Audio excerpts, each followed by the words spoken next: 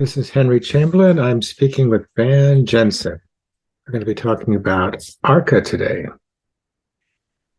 So let me ask you, Van, could you just give us an elevator pitch of what Arca is about? Yeah, so Arca imagines this future in which the world is destroyed and the billionaires, like the richest, most powerful people, they have a plan. And their plan is to create this vessel that's called the Arca. And it's got everything that they need to survive, but also to live in this really, high quality of life that they have had for all these years. But something that they need is people to take care of them, right? Like they don't want to do the cooking and the cleaning and all of that. But since money doesn't exist, they have created this way of coercing children and teenagers to work for them.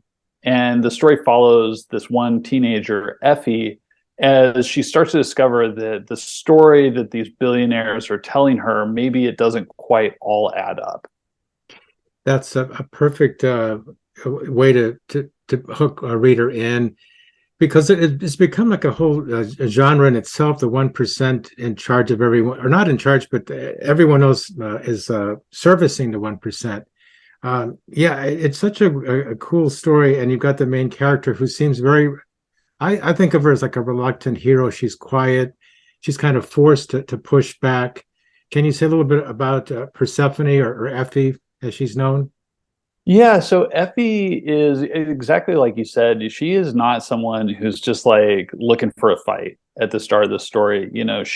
There's this plan for the Arca that they're traveling through space, that they're going to reach this new planet, that they're going to establish a new life there, and she's all about it. She feels like she's one of the lucky ones. Like billions of people on Earth died, and she and this select group, they got chosen to survive. So that's this very special thing. And so she looks at, they're called the residents of, or the citizens of Arca, the rich people, like they're almost like gods to her. Mm-hmm. And it really isn't until a few things start to happen where she's forced to question, like, okay, these are not perfect people. And if that isn't true, then what else might not be true? Yeah, it's like a perfect coming of age trope you're playing with. Did you read a lot of science fiction, or were you already a fan as you worked your way into this book? I've always read quite a bit of sci-fi. I read a lot of Asimov as a kid. Like my one of my grandmothers was an English teacher, and the other was a librarian. So I kind of had these like great books just like put in my hand. Like, all right, like now it's time to read Carl Sagan. Now it's time to read Heinlein. And then I also like my grandpa on one side, he had this, and now I have it, this incredible collection of like the best science fiction stories of 1946 through like 1970 probably. So I had all of those short stories. So it's a genre that I read a lot and love, and I love how flexible it is. I mean, I'm someone who, I look at Kurt Vonnegut, who's one of my favorite writers, and I think of him as a sci-fi writer. Yeah, yeah, that just speaks to how it's so important, and it should just be like a natural thing for every home to have books for kids to just delve into randomly. Having books in the home is so important, even though it's a whole new world we're in. I mean, physical books, but it there's so much that happens when you can just pick up a book at random on a shelf. Yeah, I mean, that was how my house was. Like we had tons of books. My grandparents all had tons of books. And that's, every once in a while someone will come over and look around our house, which you can't see right now, but like literally like surrounding me just out of view is just books and books and books. And Oh people yeah. would be like, boy, you have a lot of books. I'm like, I have a perfect number of books. I No, could that's so I could always true. have more books. Yeah. No, that is so true. You can see some of my books, and there's more. There's lots Yep. more. But yeah, and books figure a lot as a motif or a theme running throughout your story. Yeah, yeah. So that kind of came, as I thought about it really, this thing that struck me with this story is Plato's parable of the cave. Mm-hmm. And it's, the people who are like in a cave chained together, and so all that they can see is like the back wall of the cave, and their experience of the world is all like the shadows that are projected against the wall and like the echoes of the outside world that come down. And it's this parable about the power of education. If you remove education from children, you turn them into these people that are scared of everything that's outside of what they know, and it creates people, it creates this like self-limitation. Yeah. And so, I think they're actually like, Ta-Nehisi Coates had this great quote about reading that, slave owners didn't want slaves to read because they knew that reading fosters imagination. And if you can imagine, then you can imagine a world that's different. Yeah. And so to me, it just felt natural that these billionaires, like they would never invest the resources in teaching these kids to read because that's dangerous. So you have this group of teenagers and children that do not read, that cannot read. But then Effie, this one girl, has taught herself, has figured out how to read. And really, that's the thing that makes her the most dangerous. That's like, her superpower in the story. Oh, exactly. That was one of my notes. Effie is not supposed to know how to read. I wanted to ask you, just give us maybe a little taste of what it was like for you as a journalist when you set up your list of questions. Did you have like a system down, or did you go over them and then process them in your mind? And well, you know what I'm getting at. Could you give us like a taste? Yeah, like of that? Yeah, heading into interviews. Yeah. Yeah. So yeah, I started out, I was a journalist in college, and I was actually like a national award-winning reporter, and writer, in nonfiction. And I always, it took me a while to get to be a good reporter. I was always a better writer than I was a reporter. I will admit to that. But I think so much of it is just consuming a lot of information and then thinking critically about things. Because if you go into an interview, any interview you go to, I mean, you talking to me right now, like I've got my agenda and my my things that I want to push, and people always have their perspective. So it's like having enough information that you can think critically about what people tell you, and not, not every interview is going to be confrontational. Most of them are quite lovely, but you want to be able to really get some depth and get some insight and get something more than just, garden variety talking points. Oh, exactly. Well, that's what I aim for, to try to ask a person something they haven't been asked a million times, or ask it in a different way if possible. Yeah, It gets more absolutely. difficult. It gets more difficult the more interviews you do. Yeah, I think, it takes time, but just you knowing that about me, that I used to be a journalist, that's something that we can talk about, that no one asked me about that. And I appreciate that you took the time and looked it up. Yeah. And that I'm sure that among so many other things play into your creating Arca and other works. Could you tell us maybe a little bit about the process of Arca? What led you to this particular book? Yeah. So there's one kind of particular thing that got lodged in my brain for a while that actually would be like such a big spoiler that I can't. Okay. I won't talk about it. But one particular thing that I read was, there was this interview with a futurist, and maybe he wrote a column about this, but his job is, to prognosticate like what could happen to the world. And he said that he does a lot of speaking, and his speakers bureau got this call asking like, can you come and do a talk? And they're like, we're not going to say anything about where you're coming or who it is, but we'll like quadruple your fee. So he says, okay. And he goes, and it's not at like a college or to a business, it's just to someone's house. And he said he gets led down to some room and there's 4 chairs. And so he sits in one chair and then 3 billionaires come in and sit down. And, they ask him like, what's going to happen, when the world, like when society crumbles. And so he starts to talk about like, well, this cause could destroy society or this cause. And they're like, no, no, no, no, no. We don't care about why society falls apart. The question is, when money ceases to exist, how do we continue to control people? Mm.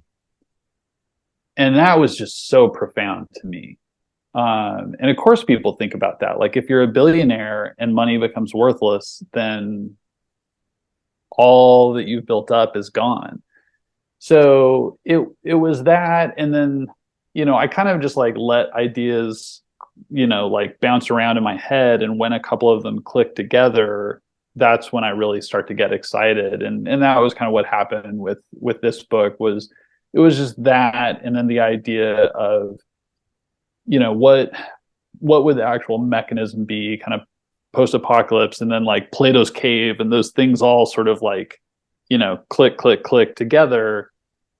And then once I have that, then it's time to like start doing some really specific research about, okay, like what's been written about this already, what sort of nonfiction stuff is out there, what fictional stories do I want to either like nod to or try to stay clear of and not copy. But yeah. I got the treat of interviewing Jerome Charon. I don't know if he's been on your radar. Yeah. He's such a lovely person. I've actually got to interview him twice. So at first I was intimidated. We've become kind of friends, and he's always so accessible. That's the main thing. And books are so accessible. So I don't want anyone to ever feel like you can't tackle Moby Dick or whatever. But I asked him if he could give us a little window into the writing process, and he said he's always trying to figure out what that first sentence is, or the first couple of sentences, something that hooks you in. And then once he has that, he's off to the races. Does that make sense for you? Yeah, for me, I have this expression I use. It's what is the tea kettle? Which sounds bizarre, I know, but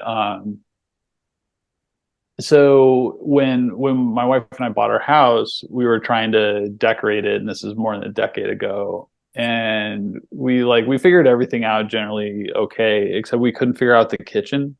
And we were just like, we couldn't decide like what color to make anything, or what to put on the walls or any of it. And there was one day that we were out at a kitchen supply shop, and I saw this tea kettle. It was like this kind of like aqua teal tea kettle, and I just grabbed it, and I was like, this like this is it. And she started to be like, well, what about like if we do that? Then I was like, no, no, no, like we're just putting this in there, and then that's one decision made, and then like everything else can build from it. And with writing, what I mean by the tea kettle is like it can be an opening sentence. It can be a very crystal clear vision of who the character is. It can be like one particular scene. It can be an emotion. But I have to have one thing that's just like, this is the absolute beating heart center of this thing.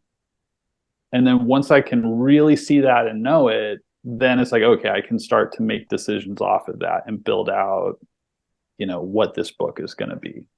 Oh, that's really nice. That's going to stay with me for quite a while. Yeah, it's lived with me for 10 years, and it certainly helped me where I can I can just and I do it. It's just like, all right, got my tea kettle, time to get writing. Now, I just want to throw out maybe a couple of other questions. I don't want to hog your time, but I was curious if maybe you could say something about working with another artist because you have such a wonderful career going back to Pinocchio, Vampire Slayer, Dusty Higgins, and then Nate Powell. I mean, you've worked with like the A team of artists, and there's well, there's also the Leg. Could you say something about working with an artist, Jesse Lonergan now? Yeah, I mean, I've been so incredibly fortunate in comics, and I always, you know, the best part of writing comics is when artists email the pages to you for the first time. Like, Hmm. see, you know, it comes alive in a way, and it's the only time that I really get to experience the stuff that I write with fresh eyes. Um, and the art, it just like it takes more work, it takes more time, and so I always want to celebrate the artists that I work with. And like you said, I've worked with incredible artists, and Jesse is, I mean, just phenomenal. He thinks about everything that he does so particularly, and there's just so much, it's conscious choice going into every page. He's very focused on storytelling, but then he works really efficiently, and he creates these, as you saw, these incredibly complex pages.